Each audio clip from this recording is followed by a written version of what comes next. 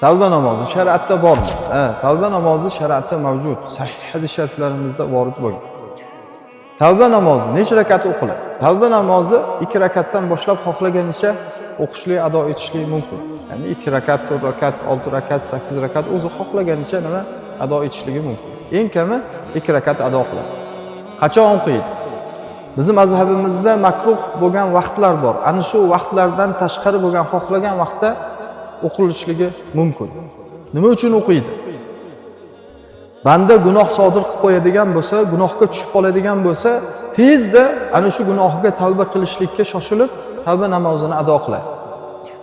Uzun bo'lgan sahih hadislarimizda vorid bo'lgan Payg'ambar sollallohu alayhi vasallam banda gunoh qilib qo'yadigan bo'lsa, gunohga tushib qoladigan bo'lsa, o'rnidan tursin, tezda tahorat olsin va 2 rakat tavba namozini ado qilsin va Allohdan mag'firat so'rasin. Allohdan tavba qilsin.